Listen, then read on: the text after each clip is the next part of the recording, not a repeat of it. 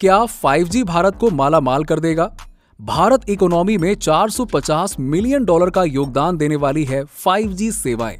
5G mobile सेवा की शुरुआत कुछ चुनिंदा शहरों में शुरू होने जा रही है। 2020 की शुरुआत में जब कोरोना महामारी अपने पैर फैला रही थी, दुनिया के कई हिस्सों से 5G मोबाइल टावरों पर हमलों की खबर आ रही थी। 2020 के अप्रैल और मई के 2 महीने में ब्रिटेन में 77 मोबाइल टावरों में आग लगा दी गई। Netherlands, Italy, Belgium, Cyprus, France, लगभग पूरे यूरोप में इस तरह की घटनाएं हुई। इसकी वजह थी एक अफवाह कि 5G तकनीक का नाता कोरोना वायरस के फैलने से है, जो उस वक्त सोशल मीडिया के जरिए तेजी से फैली। अब ये पहली बार नहीं था जब तकनीक को लेकर साजिशों की कहानियां कही जा रही थी। 5G मोबाइल तकनीक से लोगों को खौफ क्यों है, हम ये पड़ताल करेंगे कि तथ्य और साक्ष्य के बावजूद लोग आसानी से अफवाहों पर यकीन क्यों कर लेते हैं। 3G, 4G की तरह 5G भी एक मोबाइल इंटरनेट तकनीक है। इसे नेक्स्ट जनरेशन तकनीक कहा जा रहा है, लेकिन इसमें क्या खास है? BBC टेक्नोलॉजी संवाददाता जोई क्लाइनमैन कहती हैं कि 5G न केवल एक साथ अधिक यूजर्स को सपोर्ट करता है, बल्कि अधिक डेटा भी हैंडल कर सकता है। आमतौर पर 4G में रिस्पॉन्स टाइम 30 मिलीसेकंड का होता है, वहीं 5G में ये 1 मिलीसेकंड का होता है। वो कहते हैं, मैच हो या म्यूजिक कंसर्ट, 4G में आपको दिक्कत आती है। लोग लगातार वीडियो शेयर करते हैं और इंटरनेट ट्रैफिक अधिक होता है। ऐसे में आपका फोन इसे हैंडल नहीं कर पाता, लेकिन 5G तकनीक इस तरह के प्रेशर को संभालने के लिए ही बनी हुई है। इसकी वजह है हायर फ्रीक्वेंसी। जहां 4G 6 गीगाहर्ट्ज से कम की फ्रीक्वेंसी का इस्तेमाल करता है, वहीं 5G 30 से 300 गीगाहर्ट्ज की फ्रीक्वेंसी काम में लेता है। लेकिन 5G की रेंज कम होती है और इसकी कवरेज के लिए चाहिए बहुत ही बेहतर नेटवर्क।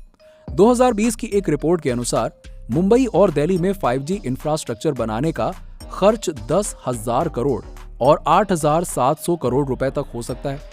अंदाजा लगाया जा सकता है कि पूरी दुनिया में 5G नेटवर्क बिछाने का खर्च अरबों खरबों पता नहीं कितना होगा। क्या होगा अगर इतना खर्च करके जो नेटवर्क बने उसे स्वास्थ्य के लिए खतरा बताया जाए? इस बारे में जानकार क्या कहते हैं? देखिए, जोई क्लाइनमैन कहती हैं कि विश्व स्वास्थ्य संगठन का कहना है कि शराब पीने या प्रोसेस्ड मीट खाने से कैंसर का खतरा अधिक है। 2014 की एक रिपोर्ट में संगठन ने यह कहा था कि मोबाइल फोन के इस्तेमाल से इंसान के स्वास्थ्य पर प्रतिकूल असर नहीं पड़ता।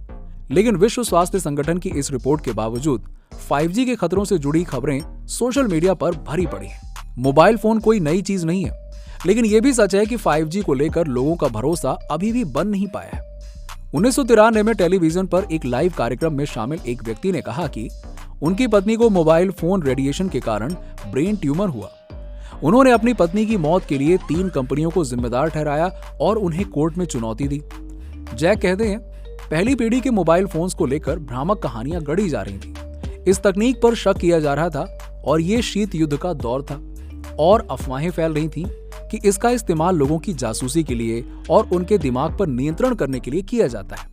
वायर्ड पत्रिका में जेम्स टेम्पल्टन बताते हैं कि कैसे एक लेख में कही गई साजिश की कहानी यानी कि कॉन्स्पिरेसी थियरी दुनिया भर में फैल गई। 22 जनवरी 2020 को बेल्जियम के एक अखबार ने एक इंटरव्यू में छापा जिसमें दावा किया गया कि 5G खतरनाक है और इसका नाता कोरोना वायरस से हो सकता है। ये एक डॉक्टर का इंटरव्यू था जिनका कहना था कि उन्होंने कोई फैक्ट चेक नहीं किया है।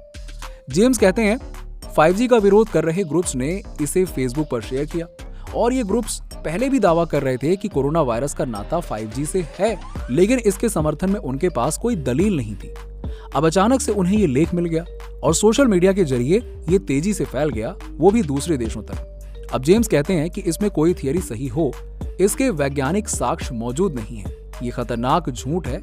5G को लेकर कई अफवाहें इंटरनेट पर फैली हैं, जैसे 5G सिग्नल परमाणु रेडिएशन की तरह घातक है और 5G रोग प्रतिरोधक शक्ति को कम करता है, लेकिन इसके कोई प्रमाण नहीं है।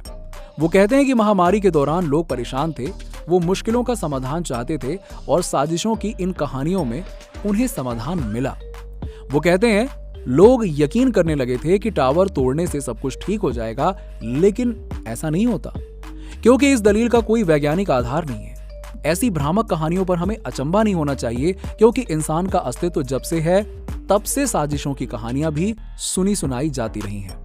महामारी के दौरान कई देशों में 5G टावरों पर हमले ऐसे वक्त में हुए जब लोगों के लिए मोबाइल फोन एक दूसरे से संपर्क बनाए रखने का अहम साधन था। अब ये बात समझी जा सकती है कि कई लोग 5G रेडिएशन को खतरनाक मानते हैं, लेकिन अब तक इसके कोई वैज्ञानिक साक्ष्य नहीं मिले हैं। और जब तक कोई ठोस वैज्ञानिक प्रमाण ना मिले, तब तक क्या ऐसी किसी भी दलील पर यकीन करना सही होगा?